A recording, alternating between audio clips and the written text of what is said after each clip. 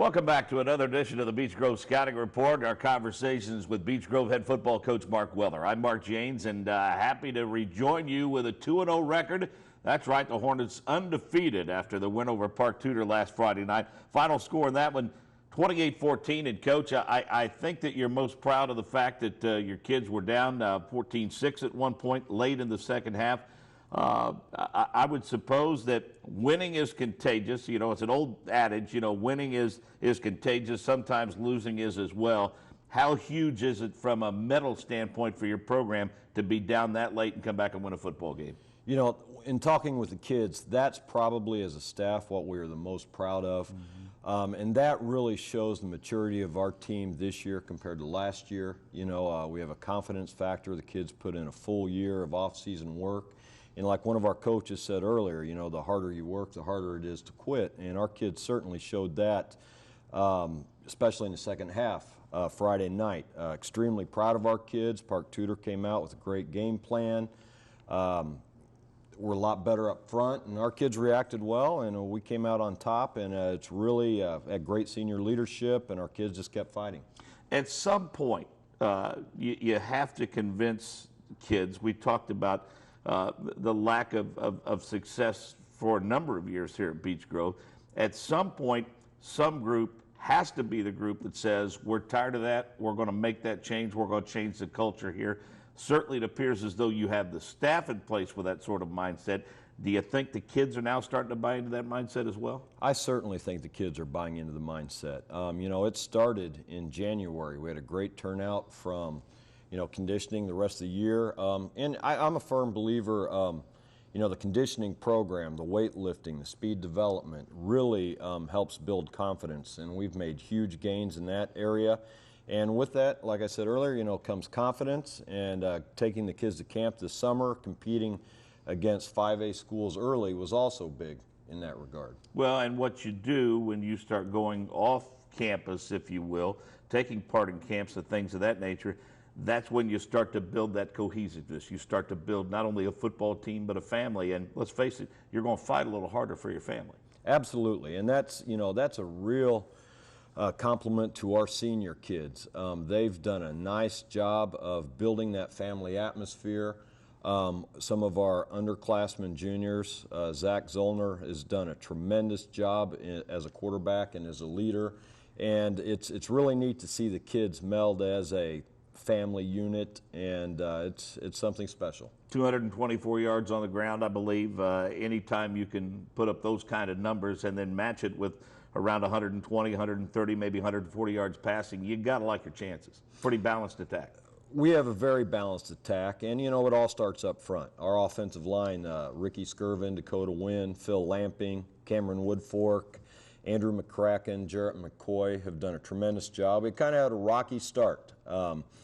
Park Tudor was much better up front than we thought, but we made a few adjustments at halftime, and those kids kept fighting and got off the ball and made good things happen. See, I did the PA for years at Avon and Monrovia, and whenever there was a big run, I would always mention those linemen. And, of course, that always made Mom and Dad and Grandma and Grandpa happy. But, those guys, we talked about it last week. It's a misnomer to call that an unskilled position. And those guys up front, they don't get enough credit for the success that any team has offensively in terms of getting their name on the PA or getting their names in the paper. But I've always been a firm believer that's where games are won and lost is up front. It's huge. And we started that right when we got here last year. We talked about, the offensive line, defensive line, those are our building blocks. It all starts right there. And, we try and make those kids feel special. Coach Grismore does a tremendous job with special awards, put a lot of emphasis on individual grades with those guys, and we have a great group. Aaron Carter had a nice game for you last Friday night, didn't he? Aaron Carter's been fantastic all year. He had game one, had some big catches. Last week had a nice run to give us the lead. Good hard-nosed player. Has made big catches when we needed it. Real proud of Aaron this year. How about defensively? Who stood out for you? Defensively, Richard Robeson, our nose tackle, has done a fantastic job. He's a workhorse in the weight room. He demands double, triple teams, doesn't get a lot of press, but he's a guy that makes things go, cleans things up for our linebackers, Mitchell Mesamore, Darren Markle, Deion Conley. Our secondary, Charles Williams and Corey Sublett, two new kids for us this year, have done a fantastic job of locking down. And, we're a little concerned because of their inexperience, but they're good athletes and have been a great surprise for us this year. You mentioned adjustments that you had to make to counter their defensive front. That's an indication of a coaching staff that's also on the same page. We have a tremendous coaching staff. I've been a firm believer, you have to have good people in place, and I certainly have great football guys in place, but more importantly, good people. But, it's neat. They're younger guys, and they bring a great energy to the football field, and the kids enjoy that. They work well with the kids, and it's really been a lot of fun this year. Now, looking up and down the page statistically, I would guess that the one point of contention, the one thing that you addressed, certainly you don't address negatives after a big win and a conference win on a Friday night. You start working on those things the following week. I believe you were in triple digits in penalties, and those are the sorts of things that will bite you when you line up against an opponent like Friday night. You're going to line up against Friday night, Ritter, and teams like that. That is huge, and that's one thing we've stressed from the start, being a disciplined football team. And a few of those penalties, we let our emotions get a hold of us, and we addressed that at halftime. We certainly addressed it after the game and have worked on it all week, and I think you'll see a lot of improvement in the future in that regard. But you can't, we can't shoot ourselves in the foot, and we're focusing a lot on that. I've never minded penalties out of aggression, but by the same token, you have to maintain a level head, certainly in situations, and you don't want to make a big mistake that potentially costs yourself an opportunity to win a football game. And again, those are all part of the growing pains that can be part of a, for lack of a better term, rebuilding process or changing a culture and changing a mindset. Absolutely, absolutely. And that's one of the things that we address. The captains do a good job of working with our kids. Kids like Jake Van Dyke, tremendous attitude, tremendous effort, has had 2 huge games. And one of the few guys we have that goes both ways all of the time.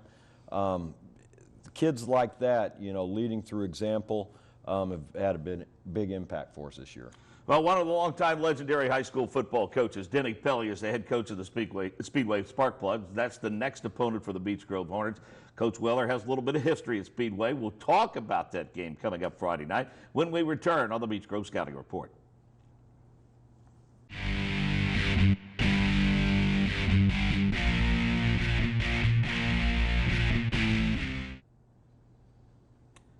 Welcome back to the Beech Grove Scouting Report. Beech Grove head football coach Mark Weller is our guest this week. The 2-0 Beech Grove Hornets preparing for another conference opponent, the Speedway Sparkplugs, and a tremendous amount of respect for Denny Pelley, Steve Ray, and that outstanding staff that they have over there, and a little bit of envy because as the head coach the last 2 years at Monrovia, we let a couple slip away. And as you know, having been there for 14 years, been on that staff, been an athletic director at Speedway, if you give the Speedway Sparkplugs an opening, they're going to take care of it. I mean, we saw it in the tournament a couple of years ago where a team let them off the carpet late, came back and won the football game. And I've always been a firm believer that luck is the residue of preparation, and certainly Speedway's going to be prepared Friday night. They'll be very well prepared. There's not a better coached football team in the state. I mean, that staff has pretty much stayed intact for 22 years. I was lucky enough as a college grad to be hired by Denny Pelley. Spent 14 years there. Tremendous group of guys. There's not a better staff in the state, in my opinion, especially on game night. So you have to stay buckled up and stay on your toes for 4 quarters, and because they're going to come after you, they're going to make adjustments, they're going to be well prepared, and they make things tough for you. Talk about some of the more athletic players you're going to have to contain on Friday night for Speedway. They are extremely athletic in the skilled areas. Justin Brent, kid who has a scholarship to Notre Dame. Right. Tremendous athlete. Their quarterback, to me, does not get near enough press. The Angela kid has a great arm, quick release, reads very, very well. Hasn't he been there for like 6 years now? It seems like it. It seems like it. He does a fantastic job of really making that offense go. And he's a big concern for us as well. He gets the ball to those athletes, and it puts a lot of pressure on the defense. Well, and speaking of defense, their defense has always impressed me. It seems like They have a factory up there that produces very athletic, good lockdown cover corners, and year in and year out, they produce an outstanding core of linebackers. They really do, and they number 40 is a very good linebacker, 51. Just quick kids, they fill it up quickly. They have changed their scheme a little bit, went to a 50 front, so they're going to try and keep 8 in the box as much as they can, and they use the athletes to man up outside. So pressure defense, you have your hands full in dealing with them. You know, I've talked to Dick Dullahan, the legendary coach from Ben Davis and Carmel, and have worked with Dick several times, and I think you hit on one of the reasons for Speedway's success in terms of the consistency of a staff. You know how important that is. But I think another thing that he touched upon, Kevin Wright also touched upon it when he was at Warren Central. When you have a team like Speedway who traditionally goes fairly deep into the tournament year in and year out, in some instances, their freshmen and sophomores and their underclassmen are almost getting another season's worth of practice on everyone else, and that's what helps you reload instead of rebuild. I don't think enough credit's given to those programs for creating those opportunities for those kids. You know, that's exactly right. And when you face a team like Speedway, you're facing a program, something that's been established for 22 years. They've run basically the same systems. The kids know it from the little leagues on up, and they've certainly reaped the benefits of that. But you're right. Those kids get bonus practices year after year. They know the offense, they know the defense before they hit the varsity field, and there's tradition there. They expect to win, and you know, they get down. Tough things happen. They always react very well to that. There's no quitting in that team, and you know, you have your hands full playing Speedway. Well, as we talked about earlier, you're 2-0 now. You were down late in the second half. You came back. You beat Park Tudor. At some point, there's going to have to be a Beech Grove team take ownership of the program, believe in themselves, believe in the way that they're being prepared, and step up and beat a Speedway. And is that part of the message this week? That was exactly our message, especially last night after practice. I really stressed with our kids, our biggest opponent this week will be ourselves and our confidence. You know, Speedway will make big plays. Good things will happen for them. Good things will happen for us. We need a consistency in emotions and effort, you know, and ride out the storm. And, you know, our time is here. I think we have a good group of kids that can get the job done. We just need to have the confidence to do it. I've had a couple of people ask me, do you think Beech Grove expected to be 2-0 at this point in the season? And I said, well, I don't want to give a flippant answer. I said, but you don't do all this work in preparation to expect to start out 0-2. I mean, surely they expected to start out 2-0. That's why you do the work that you do. And again, that speaks to my earlier point. At some point, winning has to be an expectation level. Absolutely, absolutely. And you know, coming off last year's season and being still new and having a relatively new staff, you know, our kids worked extremely hard, and as a staff we talked, we have a completely different team this year. And we had an idea really good things would happen for us this year, but again, you don't know how the kids will react on the field early, confidence-wise especially, but we knew something special was going to happen this year. We just weren't real sure how it would translate in wins and losses because our schedule's so tough. One thing that we failed to do last week that we certainly want to do, let's talk a little bit about your freshman and JV football teams and how important they are to your program. Well, you know, like I mentioned earlier, Speedway has a program, and I was able to learn from the best in Denny Pelly. When we came in 22 years ago, they had not won a game in 3 years. So I was able to watch Denny build the program. He put a tremendous emphasis on the lower level teams, the feeder schools, and we are certainly doing that here.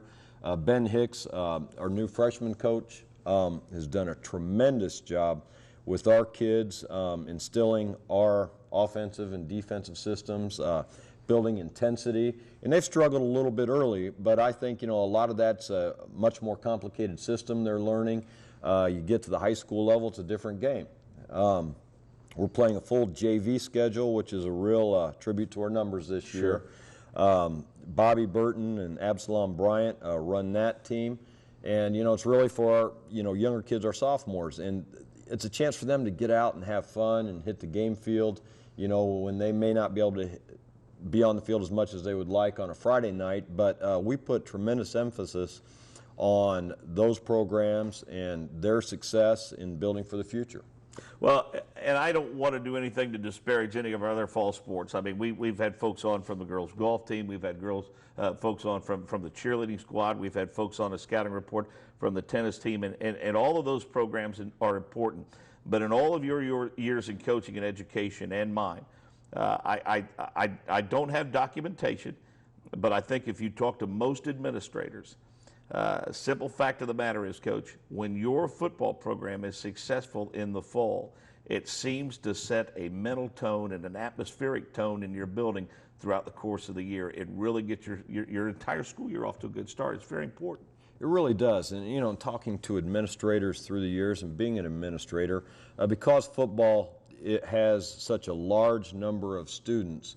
And, you know, on Friday night, especially in a community like this, you know, that's the place to be. Sure. So, you know, it really does have an impact on your school community, your community at large, which makes it a lot of fun for the kids, a lot of fun for the coaches, and my household community is much happier this year also. So it's been a great start. Well, just in case anyone from Speedway might be watching this on Channel 28, we don't want to give away any X's and O's, but speak in terms of generalities. What are you telling your kids, and what do you as a staff know you have to do in order to be successful against Speedway this week? Yeah, the big thing, you know, you have to look at Speedway offensively. They have big play capability. I mean, they can score right now.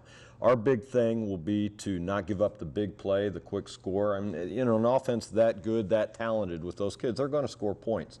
We want to make them earn it, make them drive. We want to possess the ball as much as possible, play the field position game, time of possession game, and our offense has been pretty efficient. You know, we need to score when we have the ball and play good defense, not give up the big play, and be close at the end. All you got to do is outscore them.